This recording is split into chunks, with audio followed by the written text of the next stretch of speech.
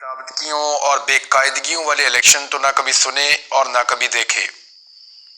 یعنی اتنی دھاندلی اور اتنی اندھی دھاندلی تو پاکستان کی تاریخ میں کبھی نہیں ہوئی جو اب ہو چکی ہے.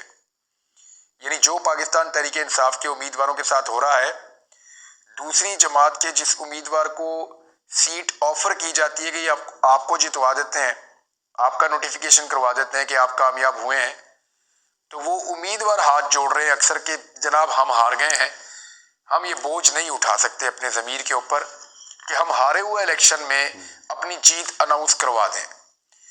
یعنی کچھ لوگ جو ہیں وہ ایسے ہیں، ان کے اندر یہ غیرت باقی ہے اور وہ یہ کہہ رہے ہیں. یہ صورتحال تو ہم نے نہیں دیکھی تھی کہ الیکشن کمیشن اور نظام وہ جتوانا چاہ رہا ہے اور ہارنے والا یہ کہہ رہا ہے کہ میں ہار گیا ہوں بھائی، میں ہار تسلیم کر رہا ہوں.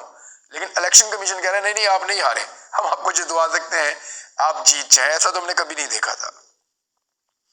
پھر اب جو لوٹے بنانے کا سلسلہ ہے وہ جاری ہے. جو سب سے پہلے خبر آئی لوٹا بننے کی وہ وسیم قادر کی آئی. وسیم قادر کو میں جانتا ہوں. بسم اللہ الرحمن الرحیم.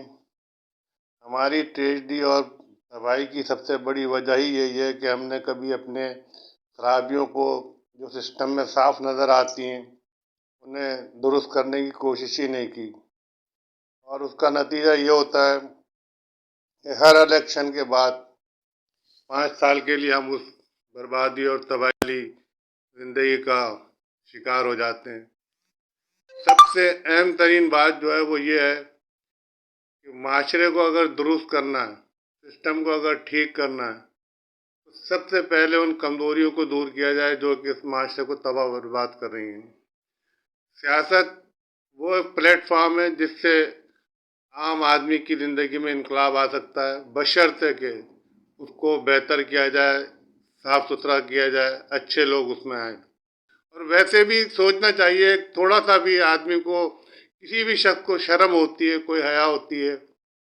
بھلے سے وقتی طور پہ آپ کو تھوڑی سی جگہ مل جاتی ہے، تھوڑا نام مل جاتا ہے، لیکن اس نام کا مطلب یہ نہیں ہے کہ آپ کو عزت مل رہی ہے. آپ کو لوگ برے ناموں سے یاد کرنے لگتے ہیں. اچھی بات یہ ہوتی ہے کہ آپ عزت کے ساتھ ہار جائیں، لوگ آپ کی پھر بھی عزت کریں گے. جیسے سعد رفیق کو لوگ اپریشیٹ کر رہے ہیں، اس کو لوگ بہت لائک کر رہے ہیں. وہ لوگ بھی جو پی ٹی آئی کے لوگ ہیں وہ لوگ بھی لائک کر رہے ہیں، اور پیپلز پارٹی کے لوگ بھی لائک کر رہے ہیں، اور معاشرے کا عام آدمی اسے لائک کر رہا ہے. ہماری ٹریجڈی یہی ہے کہ ہمارے یہاں لوگ پیسے کی خاطر بک جاتے ہیں.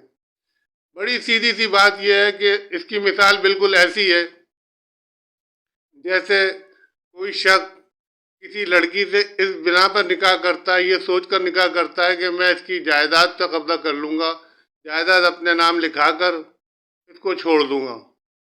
تو یہ بالکل ایسی مثال ہے. ٹکٹ پہ جیتتے ہیں، چاہے آپ کسی بھی پارٹی سے ہوں.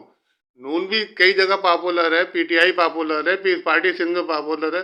اگر آپ کو جو پاپولر پارٹی اپنا ٹکٹ دیتی ہے تو اس کے حلقے کے عوام اس ٹکٹ کی وجہ سے آپ کو ریسپیکٹ دے رہے ہیں، اس ٹکٹ کی وجہ سے آپ کو جو ہے الیکٹ کر رہے ہیں.